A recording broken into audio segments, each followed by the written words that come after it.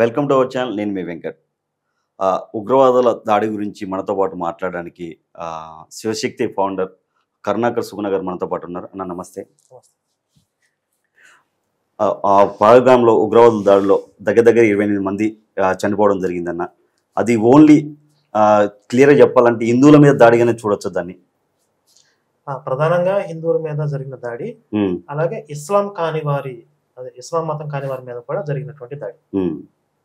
ఇప్పుడు దగ్గర ఇప్పుడు చాలా మంది ఈ దాడి జరిగిన వాళ్ళు కొంతమంది హిందువులు కూడా అక్కడ ఏదైతే భయంతో కొంతమంది పేర్లు మార్చి చెప్పడం జరిగింది. దానికి వాళ్ళకి డౌట్ వచ్చి వాళ్ళ దుస్తువులు ఉడబిక్కిచ్చి హిందువా ముస్లిం అని చూడడం జరిగింది. ఒకవేళ హిందూ అయి ఉంటే పాయింట్ బ్లాంక్లో గన్ను పెట్టి పేల్చడం జరిగిందని చాలామంది బాధపడ్డారు. ఈ సంఘటన గురించి ఒక్కొక్క వార్త బయటికి వచ్చే కొద్దీ కొంతమంది హిందువుల మెదళ్లలో వచ్చినటువంటి ఆలోచనలు ఏంటంటే, రేపొద్దున మనం కూడా బ్రతికి బట్టగట్టాలంటే సుంతి చేయించుకోవాలి, కల్మా నేర్చుకోవాలి, ఏదో ఒక సందర్భంలో అవసరం అయిద్దేమో, సడన్గా ఈ మోకలు వచ్చి ఇళ్ల మీద పడి చంపేస్తుంటే మేము కూడా ముస్లింలు అని చెప్పుకోవాల్సిన పరిస్థితి వచ్చిద్దేమో అని చాలామందికి ఆలోచనలు వచ్చినాయి. అంటే ఎంత అభద్రతా భావంలో బ్రతకాల్సి వస్తుంది హిందువులు ఈ దేశంలో అనేది. మరి దీనికి తగినట్లుగా కేంద్ర ప్రభుత్వం, భారత ప్రభుత్వం హిందువులు సంపూర్ణ ఒక భద్రతతో జీవించేటటువంటి విధి విధానాలని ఖరారు చేయాల్సిన అవసరం ఉంది.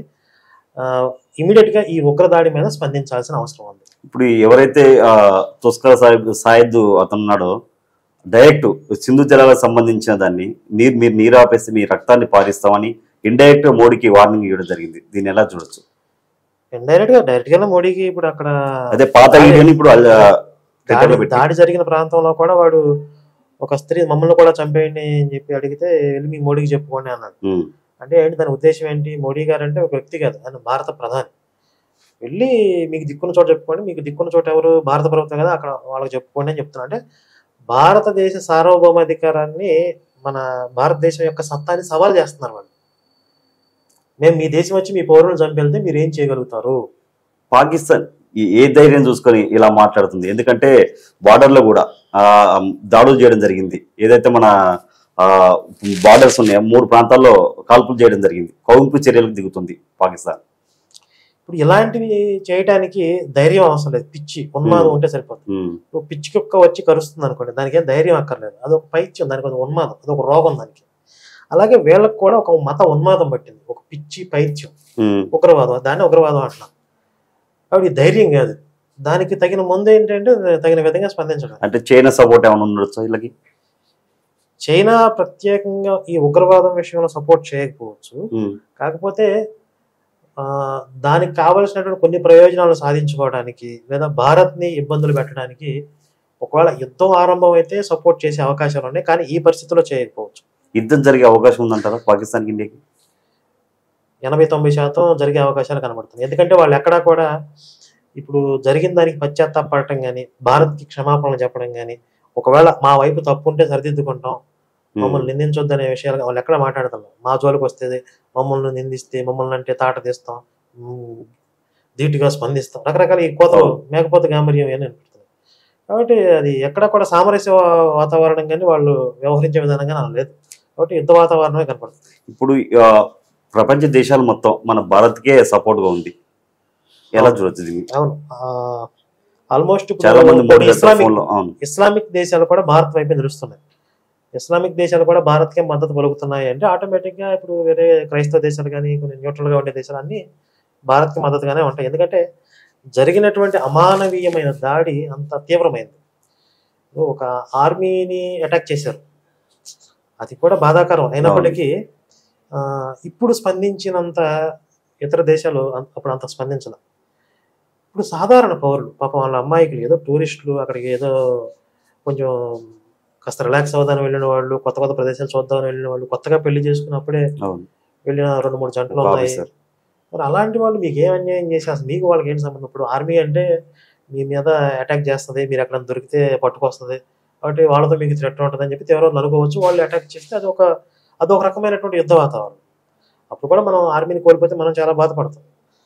ఆర్మీ కోల్పోతేనే మనం అంటే ఒక కర్తవ్య నిర్వహణలో వాళ్ళు ప్రాణాలు కోల్పోదని మనం బాధపడతామే. వీళ్ళకి అసలు కర్తవ్యం కాదు కదా, వీళ్ళు యుద్ధం చేయట్లేదు కదా, వీళ్ళు అమాయకులు కదా, వీళ్ళను ఉత్తిపనికి వచ్చి కాల్చాల్సిన అవసరం ఏంటి, అంత దుర్మార్గం ఎందుకు? కాబట్టి ఈ విషయం అనేది చాలా చాలా తీవ్రమైనటువంటి విషయం. ఇప్పుడు కనుక సరైన చర్యలు లేకపోతే ఇప్పుడు వాడు ఏదైతే వెళ్ళి మీ మోడీకి చెప్పుకో అన్నాడు కదా, మనం ఒప్పుకున్నట్లే. అంటే మేము చేతగాని వాళ్ళం, మేమేం చేయలేం, మీరు వచ్చి చంపుకోండి, మీకు కావాల్సిన మంది చంపుకోండి, వెళ్ళిపోండి, మేమేం చేయలేం అని ఒప్పుకున్నట్లే. పాకిస్తాన్ నిజంగా ఉగ్రవాదాన్ని ప్రోత్సహిస్తుంది అనుకోవచ్చా? అనుకోవడం కాదు, స్పష్టంగా కనపడుతుంది కదా. ఇంకా అందరూ అనుకునేది ఏముంది? అంటే కొంతమంది మా ప్రమేయం లేదని చెప్పి కొంతమంది స్టేట్మెంట్ ఇస్తున్నారు, కొంతమంది ఇష్టం వచ్చినట్టు మాట్లాడుతున్నారు. ఇప్పుడు పాకిస్తాన్ లో ఉన్న టెర్రరిస్టుల వల్ల ఆ దేశంలోనే బాంబు పేలుళ్లు జరిగినటువంటి సందర్భాలు ఉన్నాయి. అక్కడ ఉన్నటువంటి పౌరులే, ఇప్పుడు ఒక మాజీ క్రికెటర్ ఎవరో ఒక అతను అమెరికాలో ఉంటున్నాడు, అతను కూడా పాకిస్తాన్ పెంచి పోషించింది, ఇది కాదు మేము కోరుకుంటుంది అని చెప్పి అతను కూడా మాట్లాడు. ప్రజలు, పౌరులు, కొంతమంది మానవతా దృక్పథంతో ఆలోచించే వాళ్ళు వాళ్ళ ప్రభుత్వాన్నే నిందించేటటువంటి పరిస్థితులు ఉన్నాయి. ఇక్కడ చాలా స్పష్టంగా తీవ్రవాదాన్ని పెంచి పోషిస్తుంది. ఇప్పుడు ఆ దేశ ప్రధాని అనేవాడు కాశ్మీర్ మా జీవనాడి అంటాడు. కాశ్మీర్కి వాడికి ఏంటి సంబంధం, మా జీవనాడి అని చెప్పి ఇలాంటి మాటలు మాట్లాడటం వల్ల ఎలా అయినా సరే మనం కాశ్మీర్ని వశం చేసుకోవాలి, రక్తపాతం చేసి అయినా వశం చేసుకోవాలని చెప్పి ఇలాంటి తీవ్రవాదులు, ఉగ్రవాదులు పుట్టుకొస్తూ ఉన్నారు. ఇప్పుడు వాళ్ళకి అలాంటి ఐడియాలజీ ఉంది అంటే, కాశ్మీర్ వశం చేసుకోవాలి, ఆక్రమించాలని ఐడియాలజీ ఉంది అంటే, మరి దానికి సంబంధించి ఈ ఉగ్రవాదుల్ని ప్రేరేపించడం, దాడులు చేయించడం, ఉచ్చుకొల్పడం ఇవన్నీ వాళ్ళే చేస్తున్నట్టు కదా. ఒక ఈ పాకిస్తాన్ సపోర్ట్ లేకుండా అంతమంది ఉగ్రవాదులకు ట్రైనింగ్ క్యాంపులు ఎక్కడ జరుగుతున్నాయి, వాళ్ళకి ఆయుధాలు ఎక్కడి నుంచి వస్తున్నాయి, ఆర్థిక వనరులు ఎక్కడి నుంచి వస్తున్నాయి, ఎవరు సపోర్ట్ చేస్తారు? ఇప్పుడు చాలా మంది ఎవరైతే ఇప్పుడు కాశ్మీర్లో ఉన్న ముస్లిమ్స్ చాలా మంది రోడ్డు మీదకి వచ్చి ధర్నా చేయడం జరుగుతుంది. ఫస్ట్ మేము ముస్లిం కంటే ముందు మేము హిందువులం, మా జీవనాధారాన్ని పోగొట్టారు అని చెప్పి చాలా మంది బాధపడుతున్నారు. అంటే ఈ మధ్య కాలంలో కాశ్మీర్లో డెవలప్మెంట్ పరంగా చాలా ముందుకెళ్తుంది, పర్యాటక రంగం బాగా అభివృద్ధి చెందింది, అందరూ కూడా చాలా కాన్ఫిడెంట్గా కాశ్మీర్ని మనం విజిట్ చేయొచ్చు అనే నమ్మకంతో వెళ్తున్నారు. లక్షలాది మంది వెళ్తున్నప్పుడు ఆటోమేటిక్గా అక్కడ ఉపాధి అవకాశాలు పెరుగుతాయి, వాళ్ళ ఆర్థిక స్థితిగతులు మెరుగవుతాయి. క్రమక్రమంగా వాళ్ళు పిల్లలను చదివించుకోవటం, మంచిగా ఇల్లు కట్టుకోవడం, ప్రశాంతంగా జీవించడం, ఇలాంటి వాతావరణానికి అలవాటు పడుతున్నారు. ఇప్పుడు టెర్రరిస్టులకి ఏంటి, ప్రజలందరూ డెవలప్ అయిపోతే, అక్కడ డెవలప్మెంట్ జరిగితే వీళ్ళకి సహకరించే వాళ్ళు ఉండరు. మళ్ళీ వీళ్ళు వచ్చి మనం రక్తపాతం చేద్దాం, వాళ్ళని చంపుదాం, వీళ్ళని చంపుదాం, రాళ్ళు విసురుదాం రండి అంటే, మేము ప్రశాంతంగా బ్రతుకుతున్నాం, పర్యాటకులు వస్తున్నారు, రానే ఉంటారు బాబు, మీరు ఎందుకు వీళ్ళని సహకరించరు. కాబట్టి వీళ్ళ బాధ ఏంటి అంటే, పర్యాటక రంగం ఆగిపోవాలి, ముందు పర్యాటకులని అటాక్ చేస్తే వచ్చేవాళ్ళు ఆగిపోతారు, వీళ్ళకి ఉపాధి అవకాశాలు పోతాయి, అప్పుడు మళ్ళీ వీళ్ళు 500-1000 రూపాయలు ఇస్తే రాళ్ళు విసిరే కూడా దొరుకుతారు. ఇది ఒక వ్యూహం వాళ్ళు. అలాగే హిందువులను అటాక్ చేసి హిందుత్వాన్ని భయభ్రాంతులకు గురి చేయటం, హిందువులను అభద్రతా భావానికి గురి చేయటం, ఇలాంటిది వీళ్ళ లక్ష్యం. 2-3 లక్ష్యాలు ఉన్నాయి వాళ్ళకి. ఇప్పుడు ఇప్పటికీ చాలా మంది సెక్యులర్ వాళ్ళు అన్ని మతాలు సమానమే అని చెప్పి ఇప్పటికీ మాట్లాడుతున్నారు. అంటే అన్ని మతాలు ఏ విషయంలో సమానం అనేది వాళ్ళకి ఒక క్లారిటీ తగలడింది. ఒక స్టాక్ డైలాగ్స్ ఏవో చెప్పేస్తున్నారు, ఏ విషయంలో సమానం అంటున్నారు, అన్ని హిందూ ముస్లిం అన్ని మతాలు సంబంధం అని అంటారు. ఇప్పుడు ఇలాంటి టైంలో ఎవరు మాట్లాడరు ఎందుకని? అదే కదా, ఇప్పుడు కొన్ని సంవత్సరాల నుంచి జరుగుతున్నటువంటిది ఇదంతా. అంటే ఎక్కువ బాధితులు, ఎక్కువ మానసిక రోగులు హిందువుల్లోనే ఉన్నారు, ఈ సెక్యులర్ భావజాలంతో ఉండేవాళ్ళు. ఇప్పుడు మీకు క్రైస్తవుల్లో కానీ ఇస్లాం మతస్థుల్లో కానీ ఎక్కడ కూడా ప్రపంచంలో ఉన్న అన్ని మతాలు సమానమే, మన మతంతో పాటు అన్ని మతాలు సత్యమే వాళ్ళు ఎప్పుడు మాట్లాడరు. వాళ్ళు నమ్మిందే సత్యం, వాళ్ళ మతమే గొప్పది అని భావిస్తారు. అలాగే హిందుత్వానికి సంబంధించి హిందువులుగా విశ్వాసులుగా ఉన్నవాళ్ళు అలాంటి భావన కలిగి ఉంటే తప్పులేదు, కానీ పరమత ద్వేషం అనేది ఉండకూడదు. ఇప్పుడు నేను నా హిందుత్వం గొప్పది అని అనుకుంటున్నాను, నా హిందుత్వం మీద దాడి జరిగితే నేను స్పందిస్తాను, దాడి జరగనంత వరకు వాడి విశ్వాసం వాడిది, నాకేం ఇబ్బంది లేదు. ఇప్పుడు ఇక్కడ క్లారిటీ మిస్ అవుతుంది మన వాళ్ళకి. అన్ని మతాలు సమానం అంటే ఏంటి దానికి? అంటే అన్ని మతాలు సమానం అంటే వేరే వాళ్ళు వచ్చి మన మీద దాడులు చేస్తున్నా సహించడమా, అప్పుడు సమానత్వమా? లేదా వాళ్ళు మత మార్పిళ్ళు చేస్తున్నా, ప్రలోభ పెట్టి మత మార్పిళ్ళు చేస్తున్నా చూస్తూ ఊరుకోవడమా, దాన్ని సమానత్వం అంటారా? వాళ్ళు తిడుతున్నా, దేవీ దేవతను దూషిస్తున్నా చూస్తూ చేతుడికి కూర్చోవటం అనేది సమానత్వమా? వీళ్ళ దృష్టిలో సమానత్వం అంటే ఏంటి అంటే ఎస్కేపిజం అనమాట. ఇది ఒక హిందువుగా నీ కర్తవ్యాన్ని నువ్వు పాటించాలి అన్నప్పుడు ఇవన్నీ మాకు అనవసరం, మేము అన్ని మతాలు సమానం. వాడి ఇంట్లో ఏదో ఒకటి జరిగిన రోజు, అంటే వాళ్ళ పిల్లల్లో ఒకళ్ళు మత మార్పిడి చేసి వాళ్ళ ఇంటికి వచ్చి ఆ మత మార్పిడి ప్రభావంతో ఆ పూజా మందిరాల్లో ఉన్న దేవతా విగ్రహాలను తీసి బయట పడేయాలంటాడు. లేకపోతే మీరు అందరూ పాపులు అంటాడు, మీరు నరకానికి పోతారు అంటాడు, మీరు పూజలు చేస్తే నేను తిన్నా అంటాడు.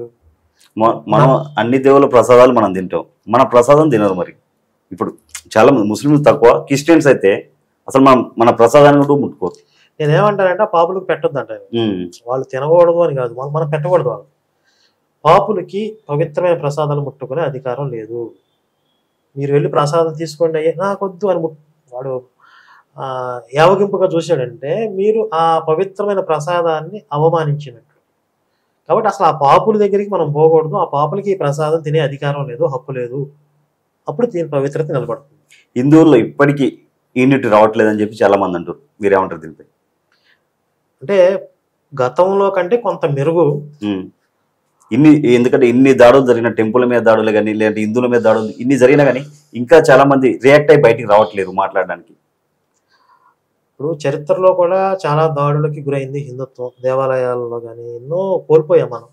కానీ కొన్ని నిజాలను దాచేశారు, కప్పేశారు, చరిత్ర తెలియకుండా అబద్ధాలని చరిత్రగా మన పాఠ్య పుస్తకాల్లో కూడా పెట్టారు. అవే చదువుకుంటూ పెరిగాం. ఆర్య ద్రావిడ చరిత్ర అన్నారు, ఇవన్నీ ఫేక్ అని తర్వాత తెలుస్తుంది మనకి. ఈ వాస్తవాలన్నీ అందరికీ రీచ్ అవ్వడానికి కొంత టైం పడుతుంది. కొన్ని శతాబ్దాల నుండి, తరాల నుండి కొన్ని మనకి ఏదైతే నూరు పోసారో అవన్నీ చెరిగిపోయి వాస్తవాలని జీర్ణించుకొని భవిష్యత్తులో రాబోయే ప్రమాదాలు ఎదుర్కోవడానికి సిద్ధమవడానికి మానసికంగా కొంత టైం పడుతుంది. కానీ క్రమక్రమంగా మార్పు అయితే వస్తుంది. ఇంకా చాలా వేగవంతంగా హిందూ సమాజం అంతా ఐక్యతగా, అంటే అది రాజకీయంగా కావచ్చు, సామాజికంగా కావచ్చు, ఆర్థికంగా కావచ్చు, అన్ని రకాలుగా హిందూ సమాజం అంతా ఐక్యతను ప్రదర్శించినప్పుడే తన అస్తిత్వాన్ని నిలబెట్టుకోగలుగుతుంది. ఇప్పుడు మోడీ గారు ముఖ్యమంత్రి ఉన్న గుజరాత్లో దగ్గర 1000 మంది నకిలీ వీసాలతో బంగ్లాదేశ్ వాళ్ళు సెర్చ్లో దొరకడం జరిగింది. దీన్ని ఎలా చూడొచ్చు? పోలీసులు సెర్చ్ చేస్తే దాంట్లో దొరకడం జరిగింది. బంగ్లాదేశ్లు గుజరాత్ అనే కాదు, అన్ని రాష్ట్రాల్లోకి జరపడ్డ ప్రధాన కారణం పశ్చిమ బెంగాల్. అక్కడ మమతా బెనర్జీ వాళ్ళందరినీ కూడా గేట్లు తెరిచి ఆహ్వానించడం, అక్కడికి వచ్చిన తర్వాత వాళ్ళు వివిధ రాష్ట్రాలకు స్ప్రెడ్ అవ్వటం, అంటే ఉపాధి అవకాశాలు వెతుక్కుంటూ తర్వాత వీళ్ళు స్థిరపడిన తర్వాత ఆ ప్రాంతాలను ఆక్రమించడం, లోకల్గా ఉన్న వాళ్ళని తరిమేయటం, ఇది ఎప్పటి నుంచో అమలవుతున్నటువంటి వాళ్ళ విధానం. దీని మీద కఠినమైన చర్యలు తీసుకోవాల్సిన అవసరం ఉంది. ఇప్పుడు ఏదైతే ఉగ్రదాడి జరిగిందో ఈ సందర్భంగా దేశవ్యాప్తంగా ఉన్నటువంటి ఈ బంగ్లాదేశీలు కావచ్చు, పాకిస్తానీలు కావచ్చు, ఎవరెవరైతే ఇంకా నైజీరియన్స్ కూడా ఉన్నారని చెప్తున్నారు, అక్రమంగా వలస వచ్చిన వాళ్ళు కూడా డ్రగ్స్ సప్లై చేస్తూ ఉంటారు. వీళ్ళందరినీ కూడా నిర్దాక్షిణ్యంగా మెడపట్టి బయటికి గెంటాల్సిందే. భారతీయుల యొక్క క్షేమం ముఖ్యం. భారతీయులు ఇక్కడ సురక్షితంగా స్వేచ్ఛగా జీవించడం అనేది రాజ్యాంగం ప్రకారం పౌరులందరికీ ఉన్నటువంటి హక్కు. ఆ హక్కును కాపాడే బాధ్యత ప్రభుత్వాలది. దానికి థ్రెట్గా ఉన్నటువంటి ఎవరినైనా సరే, అక్రమంగా ఉన్న ఎవరినైనా సరే, మళ్ళీ కొంతమంది తయారయ్యారు ఈ మధ్య రాజకీయ నాయకులు. వాళ్ళు ఓటు బ్యాంక్ చూస్తూ మిమ్మల్ని ఇక్కడి నుంచి ఎవరు పంపిస్తారో మేము చూస్తాం, కావాలంటే మేము అండగా ఉంటాం మీకు, ఇలాంటి దరిద్రులు తయారయ్యారు. వాళ్ళతో పాటు వీళ్ళ కూడా పంపించేయాలి. దేశద్రోహం కింద కేసులు పెట్టాలి వాళ్ళ మీద. వాళ్ళు వచ్చి భారతీయులు చంపుతుంటే మీరు వాళ్ళకి అండగా నిలబడతారు. వాళ్ళు సవాల్ చేస్తున్నారు, ఎవరు మమ్మల్ని ఎక్కడి నుంచి పంపిస్తారో చూస్తామని చెప్పి. ఇప్పుడు హైదరాబాద్ ఈ ఉగ్రవాదులకి హైదరాబాద్ అడ్డగా అయిందని అనుకోవచ్చు మనం. అంటే హైదరాబాద్ తో లింకులు ఉంటాయి, ఎక్కడ ఉగ్రదాడి జరిగిన అనేది. దగ్గర 200-300 మంది పాకిస్తానీలు మనకి నిన్న దొరకడం జరిగింది. అఫీషియల్ గా ఒక 200-300 మంది వీసా మీద వచ్చిన వాళ్ళు ఉన్నారు. వీసా అయిపోయి కూడా ఇంకా వెళ్ళలేదు. వీసా మీద అధికారికంగా కాకుండా ఇంకా అన్అఫీషియల్ గా వచ్చిన వాళ్ళు ఎంతమంది ఉన్నారో తెలియదు. లింకులు ఉండే అవకాశం ఉంది. పూర్తిగా ఇక్కడ ఏమీ సంబంధాలు లేవని చెప్పలేము.